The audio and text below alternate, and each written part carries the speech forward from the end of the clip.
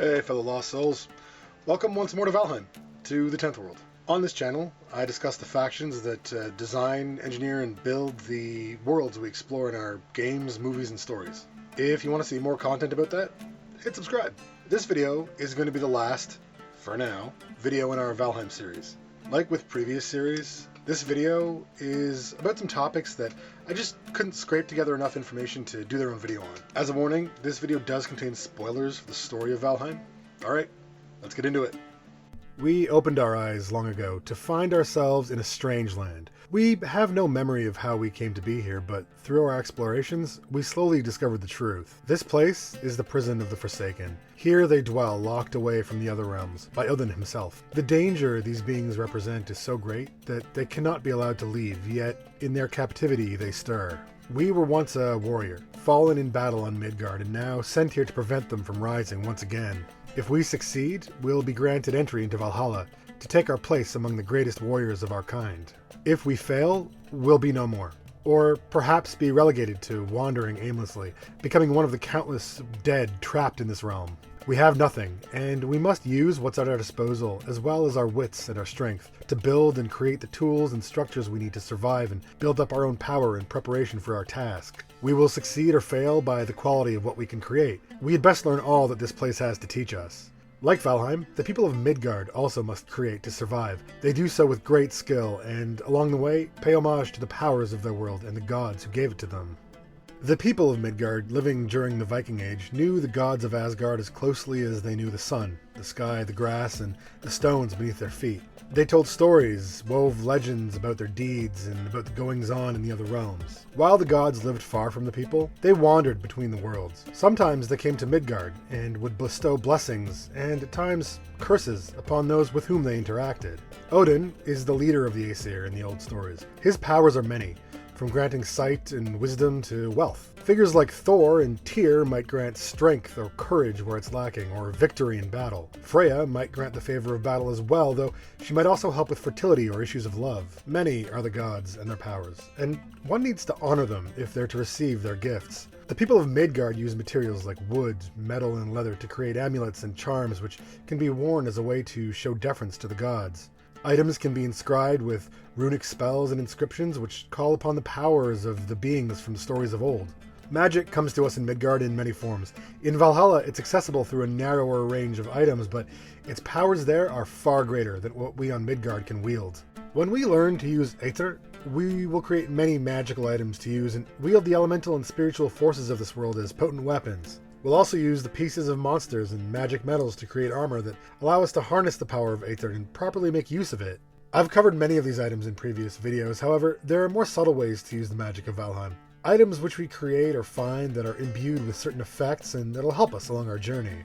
Wisp lights and wisp torches allow us to cut through the thick, oppressive mist in the Mistlands. The power of these items comes from the magic of the wisps. We will have much trouble in the mists otherwise, as they make navigation nearly impossible and hide many dangers. The Wisp Fountain is the item we need to craft to harvest these wisps, crafted from stones and the torn spirit of Yagluth the Forsaken. I discussed briefly the feathered cape in my video on armor and clothing in Valheim, but I'd like to place it in its greater context here. Its magic comes from the Aether used to create it, but the form its magic takes comes from the feathers and what they mean to us in stories. They come from birds who soar through the skies, and that, in Midgard, is a magic of its own. To us in Valheim, this meaning has imbued them with the power that lets our arrows fly far and our feather capes stop us from falling to our deaths. It's a magic much in use by the gods as well. I spoke also about Megingjord, the belt of strength sold by Halldor. Such an item is worn by the god Thor to increase his already prodigious strength, and with this, we can take for ourselves a measure of that power. At the time of Yule, we can craft a special Yule tree, which is not itself magical, though it, like those we might find on Midgard, is in honor of our bounty and increases the comfort and rest of our home a little. Another such item is the maypole. It's there to remind us of what we left behind, times we would have celebrated with our kin in the worlds above. Its magic is small, but having it nearby will give us greater rest, a necessity when preparing to face the Forsaken. We can also adorn our structures with the carved likeness of animals. These are not magical in the sense that we gain no real power from them, but their fierce countenance inspires our spirit, and must surely strike fear into our enemies. The items of power we can make in Valheim are many, and to craft many of them, we will need the Galder table and its upgrades. The table itself requires aether and blackwood, and we can make magical items like the rune table, feather wreath, and unfading candles to harness its power. Crafting magic is important, though. I've not yet touched on something arguably more important. We would not be able to do any of the things discussed thus far if we could not light our homes, if we could not pierce the dark. The primary source of light and heat in the home of the Norse peoples during the Viking Age came from fire. Fire was kept in hearths on which food was cooked, though large fires produced much smoke, and too much smoke was not desirable in a home. Torches and some sort of brazier would be used outdoors, though torches are also not ideal for lighting the insides of homes, as they have a tendency to shed burning material and also produce a great deal of smoke. The solution, in many communities, was the use of lamps made from clay or metal. They might be filled with oil of some sort or another flammable material, and a wick would take up this liquid and burn much more slowly. They also didn't produce vast plumes of smoke within the home. Candles were likely also in use. They're simple to make and have existed all over the world. Simply by creating a stick of solid combustible material like fat or wax with a wick that burns through slowly, they'd have been ideal for lighting the indoors. Many methods of producing and carrying light have been found in ancient times, and while few traces of these remain, they may have been in use by the Norse at this time. Rushlights, for example, made from rushes and reeds, or fire carried in patches of tinder, or even rudimentary lanterns. Light in Midgard is not difficult to produce, though it does take some work. The same is true of Valheim, though. There are many ways, both mundane and magical, to do so. We souls wandering in Valheim must also contend with the night and its dangers. Darkness is primary among them because it hides from us other hazards such as wild creatures and difficult terrain. As with our ancestors, our first lights come from our fires, with which we also cook. We must use the materials around us to create campfires to cook on and keep us warm. Larger bonfires will remain lit during rain, and hearths will allow us to cook much more food at once. The fire pit iron allows us to place a fire on any surface. Once we begin to enclose our space, we'll need something more convenient for carrying and providing light. For this we use torches. They're fueled with resin and may come in several colors. The iron torch holds more fuel and burns for longer. They produce good light and don't take up too much space. They don't fill our homes with smoke like a fire or hearth does. For a festive light source, we can build a jack-o'-turnip during the Halloween season, which burns with resin as well. We can later learn to build braziers, which require fuel, and then of course Dvergr lanterns, which do not. Dvergr lanterns will provide light indefinitely. The lava lantern, built from materials found in the Ashlands, likewise requires no fuel to work. We learned to mount versions of these lights to our walls and ceilings for more convenience with the wall sconce, a mounted torch requiring resin, the hanging brazier that requires wood, and the Dvergr wall lantern, which requires no fuel. These things are wonderful for lighting camps and homes and providing heat, but we will not be spending all our times in these places. We will be out exploring and fighting the Forsaken. How do we bring light with us? Well, we have some options. The torch is an item we may carry. It provides some light, but will not last forever, and it will burn away when it runs down. The torch will also frighten away lesser creatures such as Neck and Boar, as well as some of the Greylings and Dwarves. The torch must be carried and takes up a hand, though it can also be wielded as a weapon when swung at an enemy, burning them. This is a useful way to carry light and defense at the same time early in our journey. We may also carry a Dvergr lantern with us. It'll remain ever lit and can be used to block and parry, but is of little help in a real fight. We can also obtain a Dvergr circlet, an item that sits on our head and provides a blue glow by which we can see in the dark. It doesn't require fuel and can be purchased from Haldor once we meet him. By these methods, we tame the powers of the land and use them to our advantage, to keep us alive and to slay our foes. From our foes, we take many things. Things to craft and wield, and things to summon. For many creatures, we may also take trophies. These items are used sometimes to craft other items. Some can simply be hung on a hook in our home to show off our prowess as a hunter. The trophy we take is typically the head of the creature, severed and kept with us, or mounted as described above. Trophies taken from the most powerful of the Forsaken, however, have another use. They're magical items. We must mount them on chains and hooks suspended from the standing stones in the area where we first awoke. There, we may activate their powers and gain their strength to help us. They're also our tally, to show to Odin that we have faced and overcome his challenges and are worthy of ascension to Valhalla. The trophy of Eikthyr grants us greater stamina while running and jumping. The power of the Elder allows us to gather more wood when we're out gathering. The trophy of Bone Mass gives us the power to resist damage from the blows of our enemies. The trophy of Motor grants us favorable wind when sailing. The trophy of Yugluth allows us to better resist harm from sources of elemental damage. The Queen's trophy allows us to mine faster and to regenerate our Aether more quickly. And the trophy of Fader increases our strength and speed. We may also ride some of the beasts we meet and tame, and for this we'll craft saddles such as the Askvin and Lox saddles. These beasts will help us get around though. There are many ways to travel both in Valheim and in Midgard.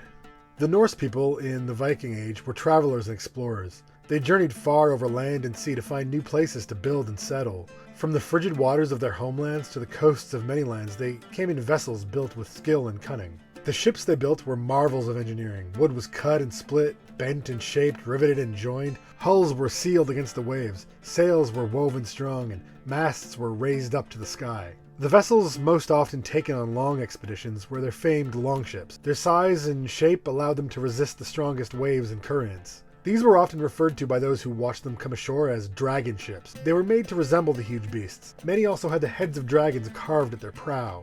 Often they came to settle, though sometimes they came to raid, and the sight of dragon ships drove fearful thoughts into those living near the coasts. They inspired others to war in defense of their lands. Their journeys to distant lands allowed their cultures to expand, grow, and change. Without the courage of their settlers, their legends and stories would not have traveled so far. In the land of Valheim, we can also construct vehicles, from ships to cross the water to carts that allow us to carry heavy loads. We'll run across many shallow streams. At times we may need to swim across rivers to reach our destination. We can travel on foot in the 10th world for much of our time there.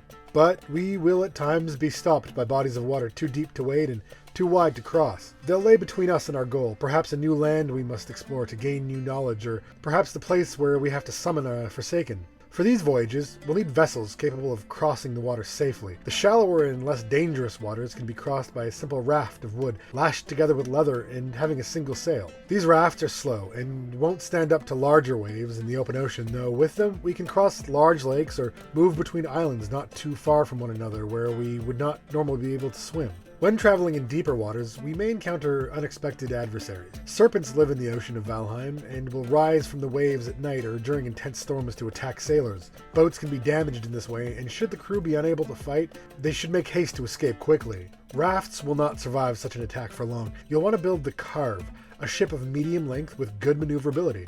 You'll find them useful for navigating narrow bodies of water between land and sea, and for expeditions to new lands, though they do not have a lot of storage space. Another option is the Longship, which is less maneuverable, though with higher speed and greater storage. It's much better for long voyages and expeditions. You can build yourself the Drakkar. This ship is well suited to hauling cargo, but it maneuvers poorly. It is quite fast, though. These ships will see you safely across the ocean and will allow you to carry the spoils of your harvest and many trophies of battle back to your home. Those wishing to gather wood, stone, or other materials may also construct a cart with 2 wheels and a yoke. This machine can be hitched to and dragged across the land and filled with resources to be transported from place to place. The cart will allow much quicker transportation of much larger amounts of stuff than a person can carry on their own, though be mindful of the terrain. It can be difficult to move up hills, and it's prone to rolling or flipping at times and can be difficult to recover. Vessels and vehicles such as these are ideal for moving cargo from place to place, be it magical trinkets and treasures or simple goods such as building materials harvested from across the water. The Norse people brought many things with them on their journeys. They'd be away from their homelands for a long time. Some might never return. They'd need to bring stores of food and other goods to see them through their early days, though they would also need the trappings of home so that they could feel more comfortable and less like lost souls washed ashore in strange lands. They constructed and created many things that might be taken for granted by outsiders as boring or mundane, though to them, these things were a piece of them and their culture that may have helped them feel connected to their people, even across the vast oceans. They made carvings of wood, bone, antler, stone, and other materials to display their history and their legends. They made vessels for the drinking of mead, beer, and other drinks in times of celebration. Their metalsmiths were masters of steel for tools and weapons, but they also had the art and skill of casting and carving decorative or useful items from silver, gold, and other precious materials. They made beautifully decorated combs of horn and wood, many of which we still find today. Their artful use of these materials to craft their items has allowed us to see how they lived from day to day and has helped to pass down their stories to us. Not just the stories of their gods, but the stories of their people. We will be living for some time in the 10th world while we go about our work of preparing to fight the Forsaken. We, like our ancestors, will need the skill of making, upgrading, and repairing our weapons, armor, and tools. We will, however, also need to turn this place we found into a home. a place to rest. We'll create decorations both inside our buildings and out, from carved wooden creatures to trophies of battle to inspire us in our fights. We'll decorate our feast halls so that those who join us can celebrate, eat, and drink. We'll raise our tankards and our drinking horns and toast our victories, as well as our fallen comrades. We intricately design and build our furnishings for comfort and style so that we can relax after long battles or to prepare for those to come.